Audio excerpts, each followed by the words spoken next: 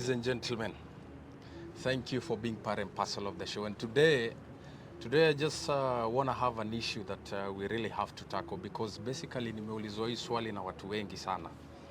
And so I could not even think of a better guy who can easily tell you each and every detail as the guest that I have today. So basically, I will not talk too much. And without much further ado, nitamkubali kwanza introduce kwa nyinyi. Then if he is comfortable atuambie ametoka wapi kwa nchi yetu tukufu, then we can start from there. Mr. Dennis. Thank you. Thank you very Mr. much. JK. Asante kwa kukuja. Thank you. I really appreciate. Na mimi nashukuru sana. Kwa majina naitwa DK, famously known as Manduku. That's still my name. You can call me Manduku. Yes. Yes, I'm happy to be here because now we have very important subject that we need to discuss. Absolutely. And all the points concerning the place where we are. Yes, For me, I finished only 7 years only. Okay. And I'm not in a rush. I will not lie to you. I'm not in a rush because Hari has no place. Absolutely. I'm doing things the way I will do them for my own comfort because as far as I'm concerned, things are going okay. Absolutely. So what are ni vitu gani ambazo zimekufurahisha in your stay in Qatar for that short time you've been here? Thank you. So leo before nijibu hiyo swali, vitu mingi zinafurahisha huku. Leo tutaongelea, tutaicategorize mara mbili, the merits and the demerits. Absolutely.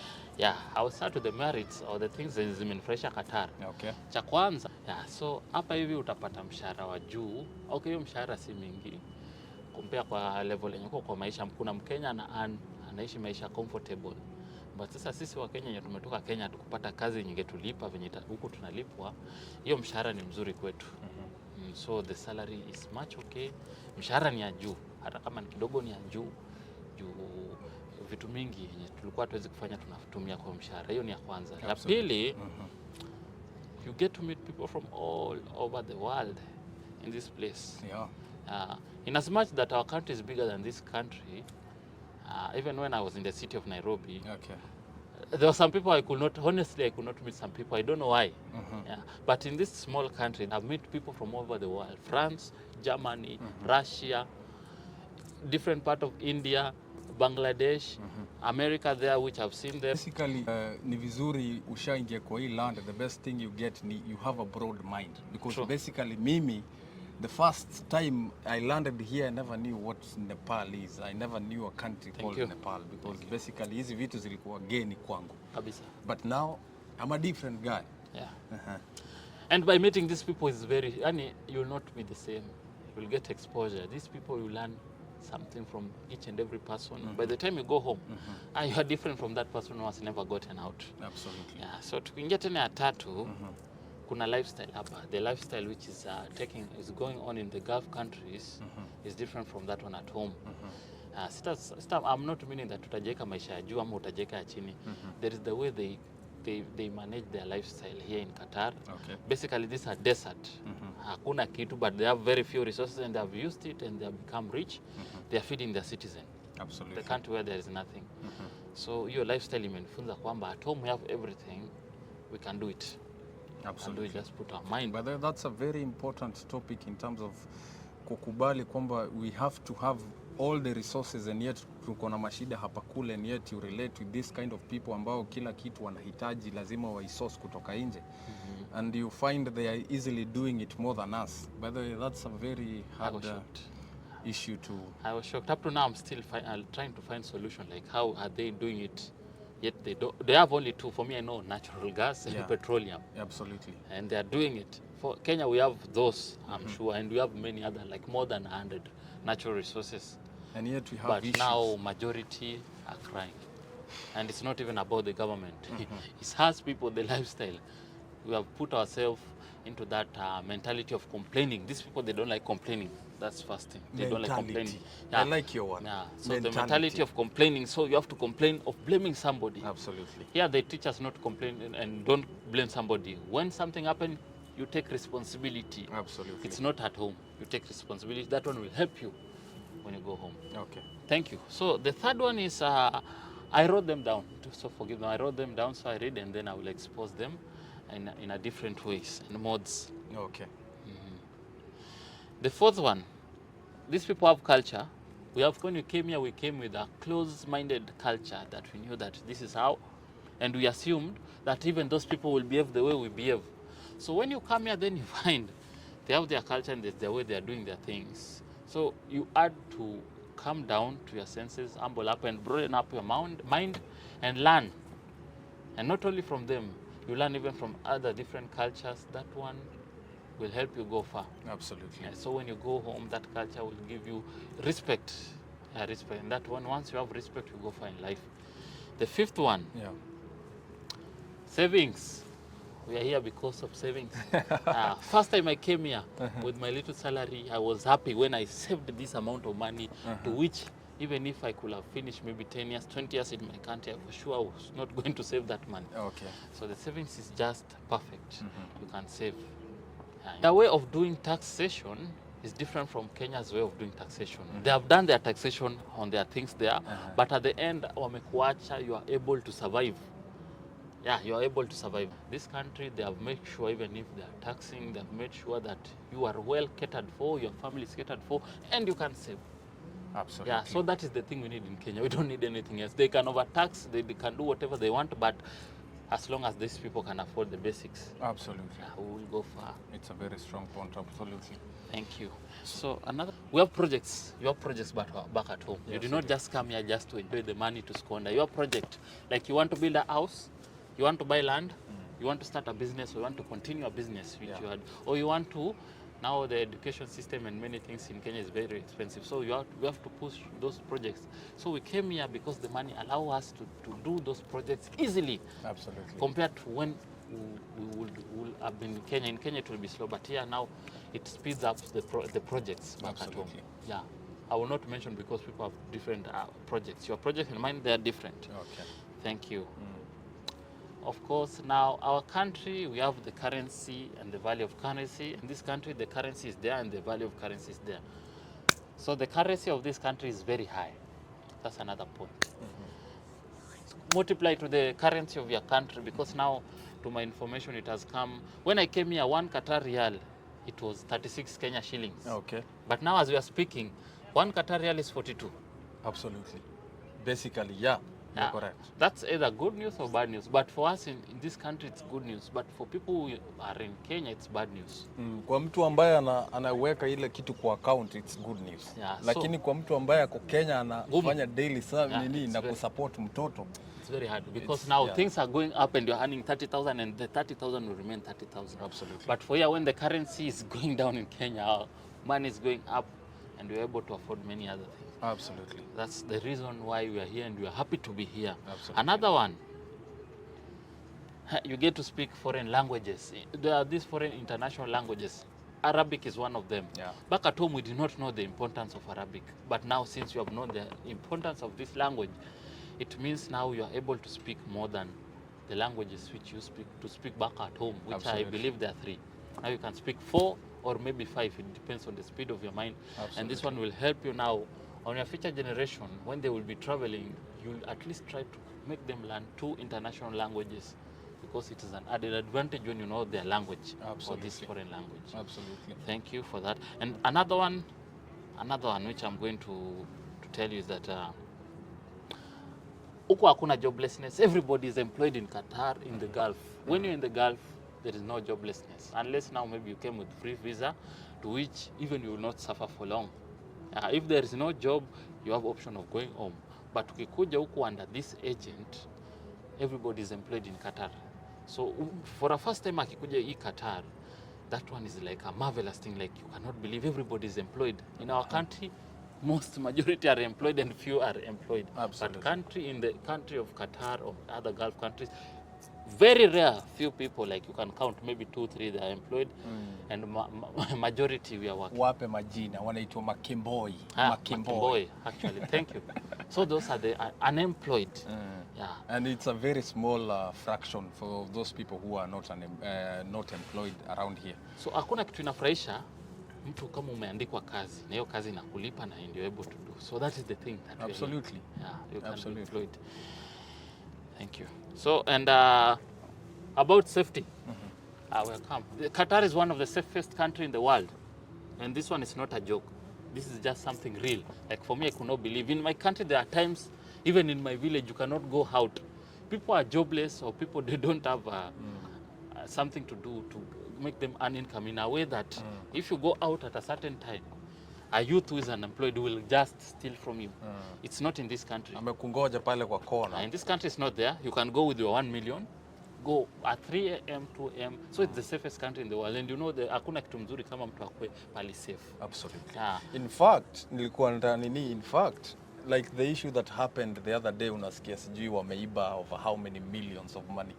Something that is very fascinating in this country is that zile pesa zinatolewa from point A to B hazihitaji bunduki kabisa. Thank you. They just have security guards who are doing that kind of job, and nobody needs a gun, nobody needs anything. Pesa inakupita hapo in terms of millions and nobody cares. So that's how they have strategized, and they have programmed their ways in their country that stealing, those things that we do in Kenya or back at home, they are not being done here. So it's the safest country. At the long run, as you continue working and living in this country, absolutely, you find that one, it will give you peace, and you have a lot of things not to worry about. Yeah. So, and another one which is very good is that when I came here, I believe that our skills were limited. We had limited skills. Yeah, so ile design tumeka nyumbani hatuna kazi, kuna vitu zilipotea kwa akili. Hata kama ile tulisoma university kole ama hata high school, those things they get lost when you're frustrated looking for job. Yeah. So ukikuja hapo ulikuwa umekuja on a grade, sama ulikuwa uko chini. Absolutely. So as you worked, the works here actually, ukisikia security is totally different. It's like water and paraffin. The security of Kenya and security of Qatar, those are two different things. Imagine. So when you come and you do your skill here, you learn other skill from that job which you are doing. You learn other skills, and they will teach you, and you will work in places that your mind will broaden up, that if you get those skills and you just go for certificates, you are far. So it's easy to get those skills here in this country for free actually, as you're working. In our country you have to pay, but here you get them for free, and for you it will now it will, when you kwa mjanja na uende uchukue certificate at the end of the day. So the chances of value addition in every profession that we are in is very high. Hapa ni very high. Because sasa Kenya ni very rare usikie security yako. Security, hata cleaner, hata nani is computer literate. You have to be computer literate, and since this is a country connected with network of, you have to know how to use social media platform. You have to know how to use internet, to which Kenya, I'm sure many people, they don't know how to use internet. Absolutely. Yeah, because now we don't need it. You have to know how to use internet. You have to know how to send email. Everybody, even this person who is doing the lowest paid, is knowing how to use internet, because that is the system, that is how system runs. Absolutely. Here. So those skills we do not have in Kenya. You have to pay money actually, but here it's free. In fact, yani iko deep rooted. Technology is deep rooted in this country in such a way that each and everybody, it's no longer a privilege. From down to yani ni kitu ambayo it's a necessity. If we might state it. It's a necessity. You have to know how to do some things. Like now, there is a program now. If I want to go for vacation, there's a program there. You have to know these steps. They have installed in our phone. So if you don't know how to use this smartphone, it will be hard for you. You have to know. When you come here, you have to automatically teach yourself how to use smartphone, computers, laptops. Absolutely. By the way, umenikumbusha kwa sababu there is a time I went for a cyber, na hii maneno ya kuscanning and what have you. Unasimama kwa ule mtu wa cyber and you think as if he's a professional in what he does. But unfortunately, scanning na hizo vitu zote za cyber, some of them you can even learn within 5 minutes. It's for free. Yeah, it's actually necessity. You have to learn those things that you have to be charged in Africa to pay for those small skills. You have to learn. Even driving. These things are must in this country. Yeah. And even traveling, the modes of traveling here, it's not like Kenya. It's computerized, and the stations, they are not like you will tell the conductor. We don't have conductor here. The buses, the trains, and whatever means of transportation, they are computerized. So if you are not access, you don't have access to technology, or you are not familiarized with technology, itakuwa ngumu. Absolutely. So now let me just go directly to the disadvantage and the demerits of being in the Gulf countries. Okay. They are there. They are there. Of course kila mahali left right lazima kuna mazuri mabaya, but in this sense according to what I feel it's as if the mazuri ni mengi kuliko demerits. Never in your mind, don't ever get comfortable in the Gulf countries. Absolutely. Huku ni Waarabu na wanastaarabika. Umesikia Mwarabu anastaarabika. Sasa ukikaa na hiyo lifestyle yao utapata hata unastaarabika, unajisahau. So once you get comfortable here, you will forget. Absolutely. That at home you are not here permanent. Kuna vitu inakungojea nyumbani. Don't get comfortable. That's number one. So many people get comfortable here, and when you go back home, because we are not permanently employed, it's very rare people, very few people are permanently employed. Absolutely. So ukifukuzwa nyumbani on a contract basis, you may find out that hujafanya kitu. Hiyo itakuwa mbaya sana, utakuwa umejirudisha like many steps behind. Kwa sababu ulijisahau. But that's a very important point. Get comfortable. You'll be procrastinating. You see their lifestyle is good, you enjoy. Wewe kama wewe ni mtu wa Friday utaenda unapatana na mabesti, unaenda una party, you do whatever you do. You procrastinate, now you'll be thinking things at home. I have time. Watch and procrastinate, and at the end of the time you're procrastinating, then something happens. Huku we are not here permanent. Anything can happen. Hata sasa inaweza pigwa simu niambiwe Dennis, we no longer need you. Absolutely. So kama ulikuwa umeweka ile procrastination, noma. Ni wewe umejiumiza. Utajiumiza. So invest heavily back at home. And in liquid fact, cash and ni vizuri sana kuongelea such a topic because there's a time nilikuwa na issue kama hiyo and we are talking with a colleague and the colleague says that mimi nitaanza kusave next month, but nilimwambia my friend, the money that you really ni yako ni ile pesa ambayo umelipwa huu mwezi. Pesa ambayo inakuja next month sio yako. And you know what? The guy was sent home due to some reasons without money, of course. So there is a way of saving. Hata kama utasave, hata kama ni kidogo, make sure you are saving. Hata kama uko na demand, uko na familia, uko na, make sure you are saving from your small salary or a big salary. Absolutely. Unfortunately, some of these Gulf countries, we have modern slavery. Modern slavery, this one, okay, before we used to have slavery. Modern slavery, it comes in a way that they will take advantage of you if you lack information and knowledge.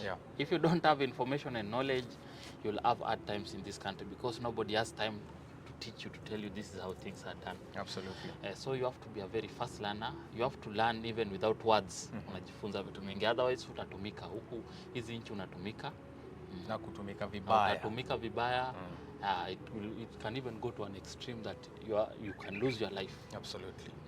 Because for me, I have an example of people who came here and they came here with the profession and which they did. Modern slavery ni real.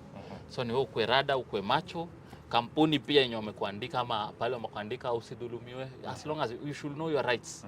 Hata kama hakuna, you should know your rights and stand by them. Hapo utaitumika. So modern slavery is real. Okay. You can get trapped in this lifestyle. Najua hii lifestyle hapa, you can get trapped in it. In an extent that you fear to go home.